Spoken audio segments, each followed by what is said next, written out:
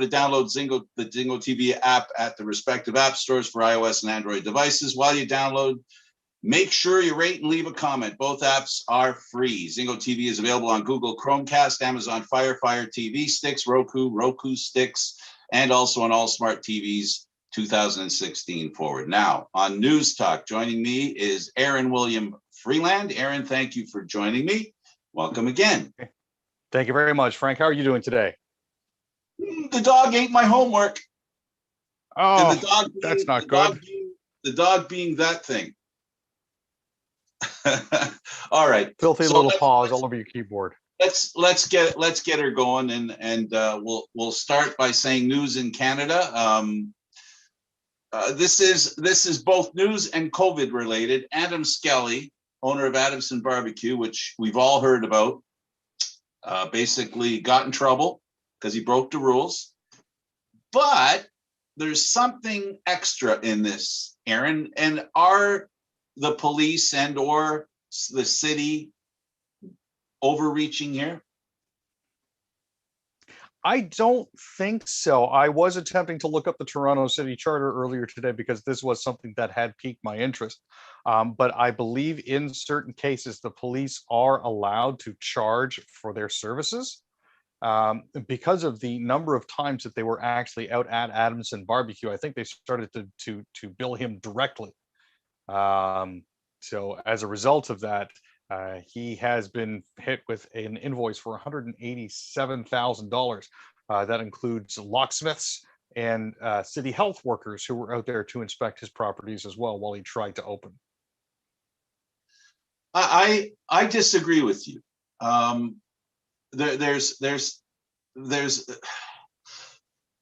a danger that if and when the police get to decide whether they bill somebody for something, right, that they're basically saying they're guilty.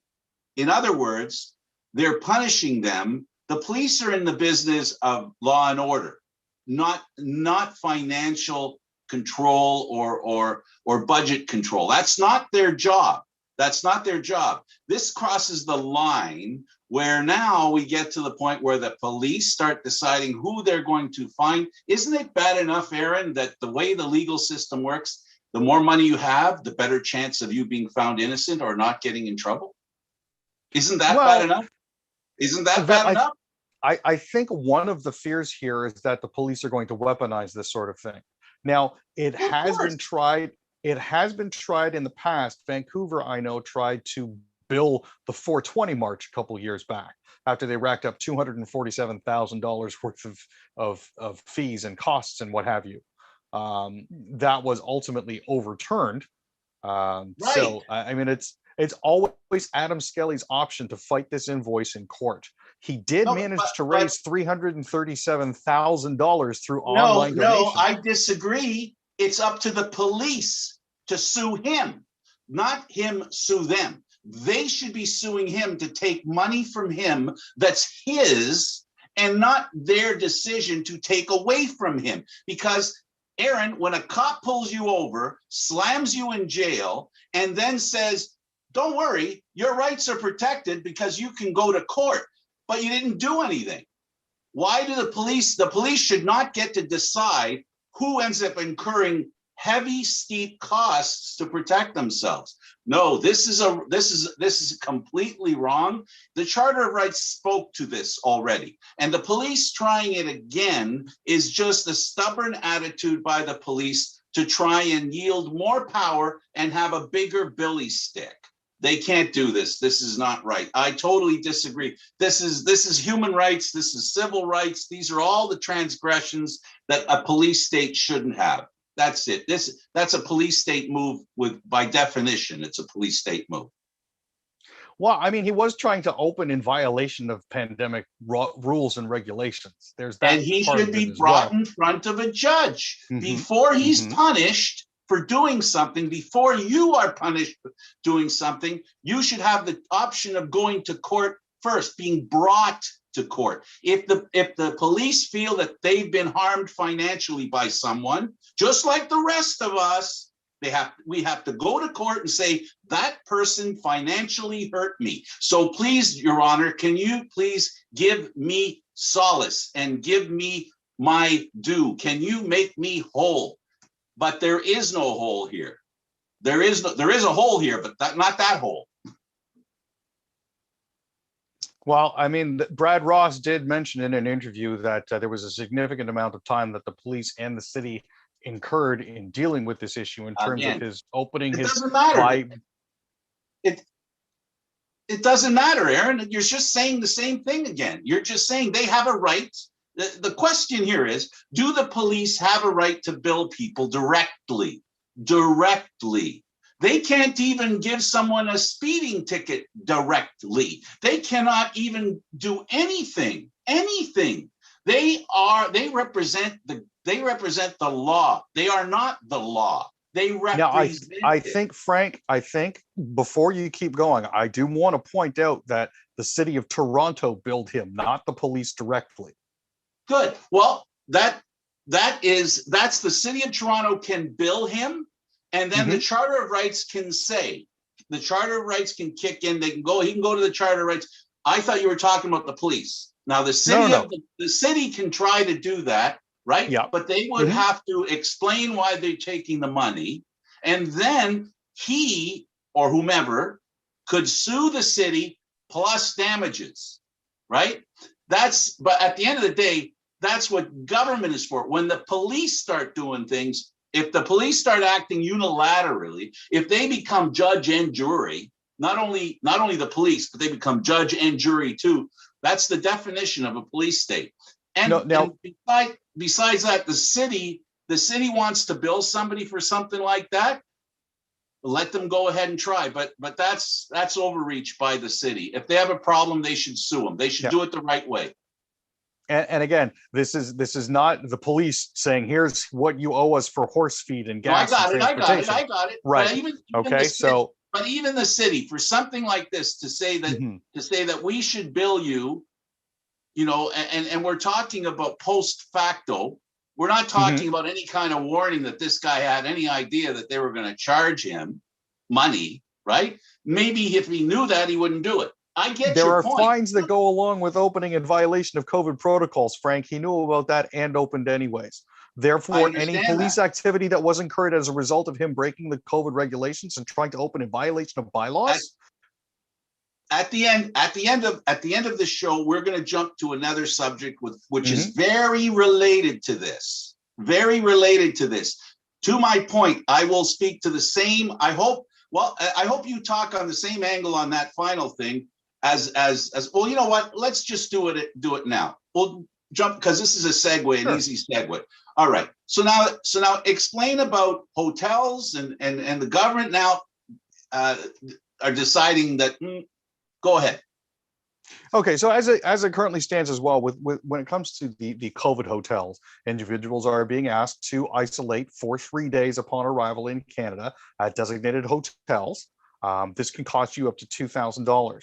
Now, you aren't actually technically permitted to leave the hotel unless you actually have a negative COVID test in the first 3 days that you're at the hotel. You are also required under Canadian travel regulations to provide a second negative test after 14 days upon your return to Canada. However, there are individuals who are just simply not going to the hotels because I'll pay the $880 fine, which is less than that in the first place. Now, Toronto police have no reason to arrest anybody unless there's a criminal act involved, and this isn't technically considered a criminal act. It is just them avoiding their responsibilities as good citizens of the nation and going wherever the hell they please.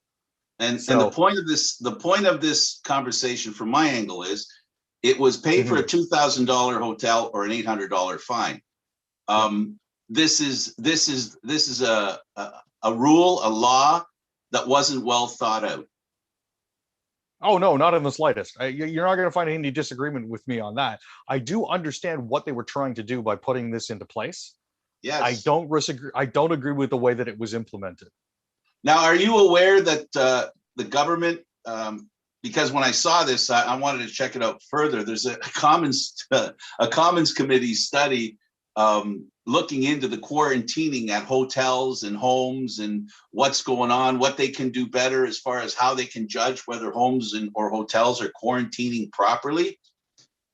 This brings to me the problem that I'm beginning to have with government and politicians and people who tend to want to be like helicopter parents.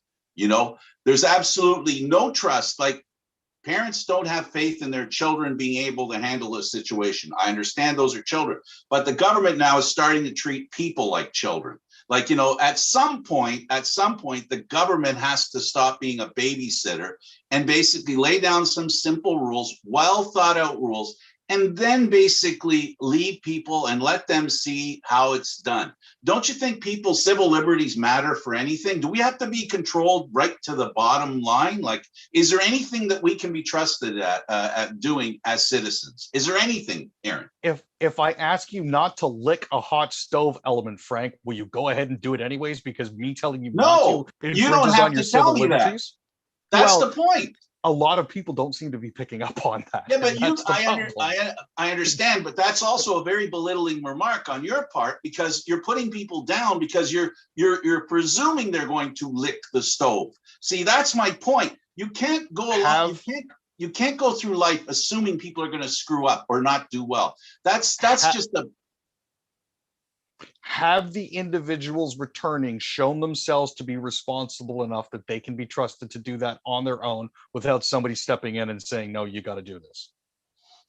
Because if you're traveling during a friggin' pandemic, Frank, at the end you're not being very responsible. I'm not talking about not fining people. I'm not talking about it. Just now you see that the federal government now is getting together and all these infinite, you know, the government is becoming so layered, it's becoming so thick, it is almost dysfunctional because it's trying to do so much. The government does not believe in the KISS principle. You know what the KISS principle is, right? They overcomplicate things. And that's why I'm saying when a person breaks a law, like with the Adamson thing, with the barbecue place, he should be punished according to what the rule says, and let that be the case. I don't disagree with that.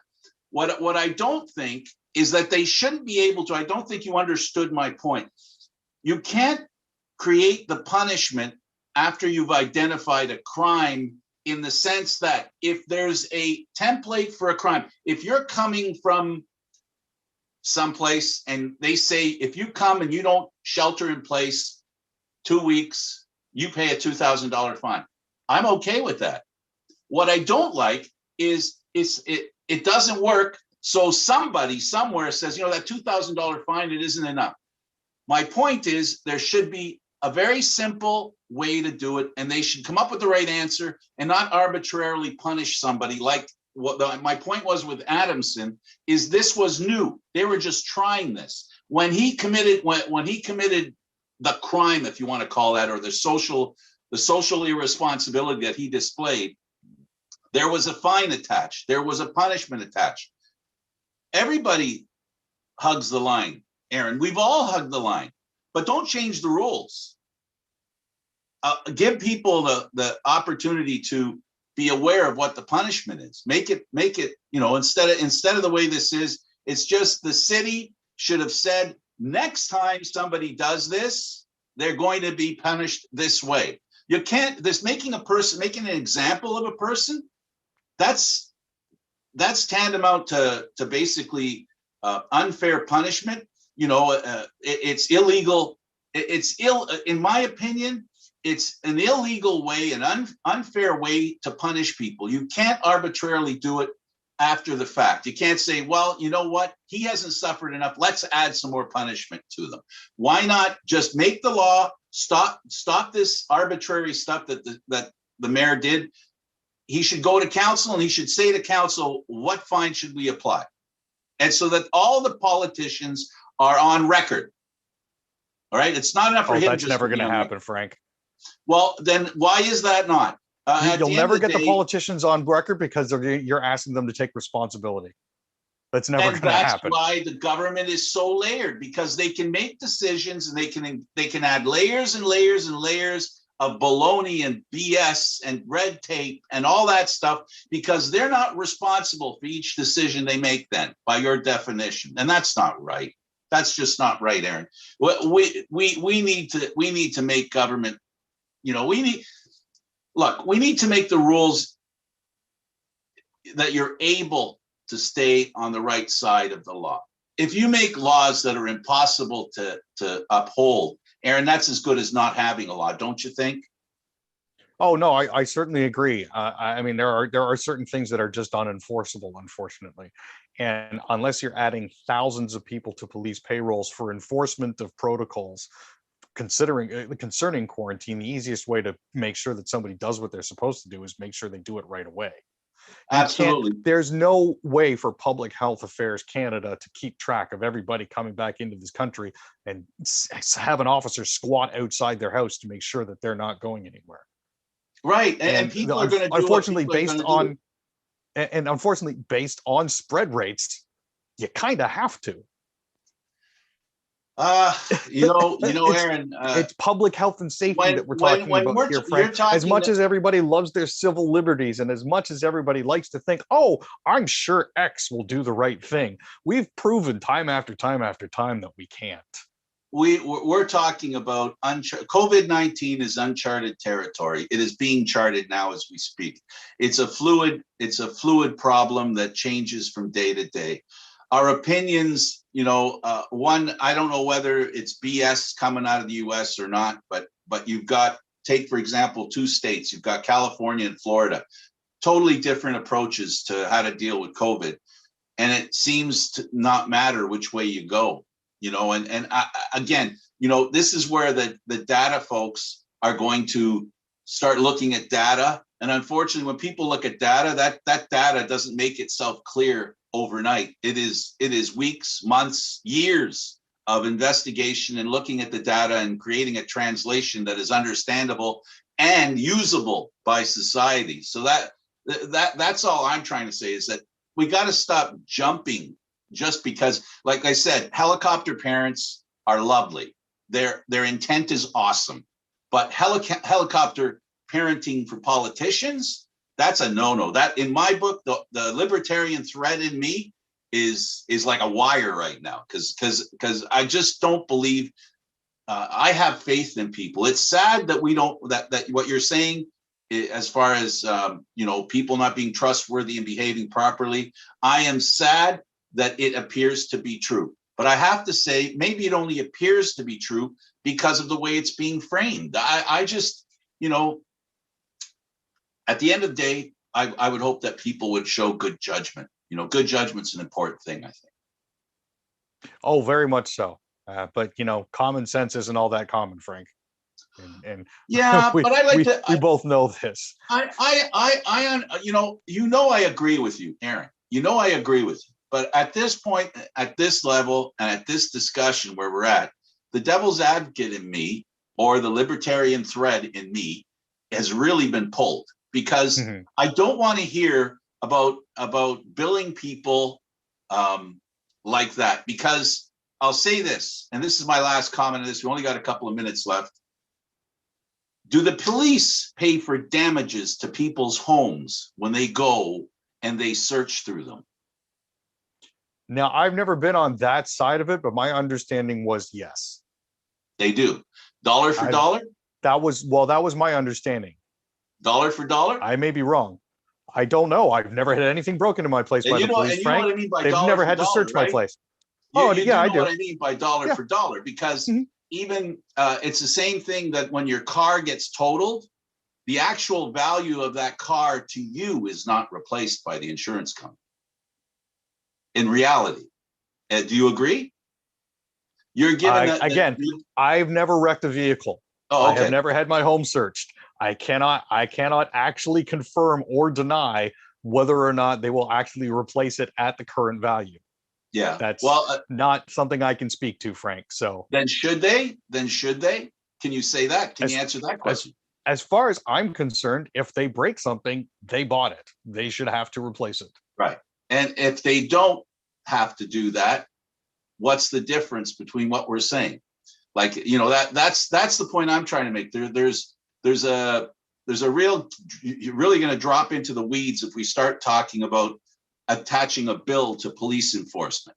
If we start attaching a bill to police enforcement, it's going to get in the weeds. It's going to be in the weeds. It's going to be deeply in the weeds. And I think that's why the judges and the law, in their discretion, said, no, you can't do that. You can't charge people for the law. That's right. You're already paying them supposedly by paying your taxes, right? Isn't that what our taxes go to?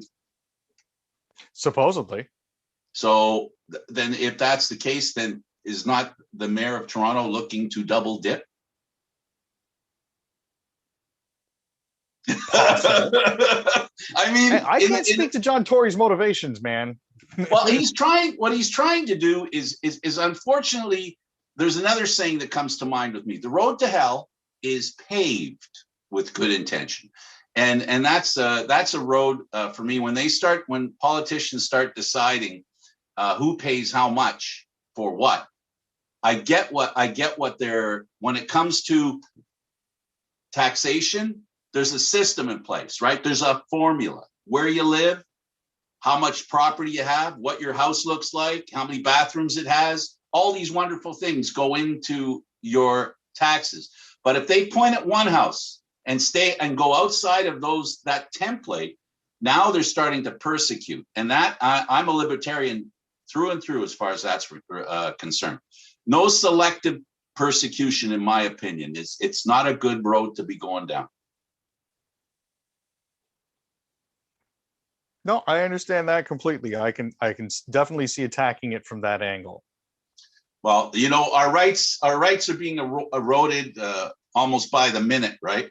When it comes to, you know, our lives, we're under control. It seems sometimes it seems like we're under control in ways that they're ludicrous to the extent that that we find ourselves, you know, controlled. It's something that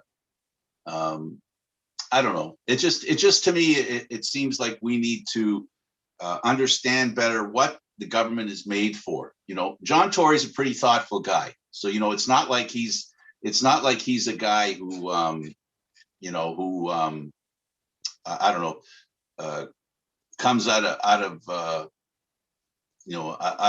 the dark. But you know, it is what it is. As I said, my computer has eaten my homework and it's eaten my clothes. And unbelievably, it's actually gone. How about that, Aaron? It looks like we've just about hit the ends of our time here too, Frank. At least for today. And I'm saddened by this. But anyway, okay. Listen, Aaron, it was fun talking about one topic in half an hour. I'll tell you, we live in a world today where a lot happens, and you know. Anyway, for Aaron William Freeland, I'm Candid Frank. This has been News Talk. Thank you for watching. You can watch a lot of great stuff that we offer you here on Spanglish.ca, where all the programming we offer to you, check it out on the Spanglish Sports Network and, of course, Spanglish World. And we hope that you'll follow us and enjoy what we have to bring you. This was a very emotional program. I got to tell you, for Aaron William Freeland, I'm Candid Frank. Freedom and justice is elusive sometimes. Insanity is brought on by it.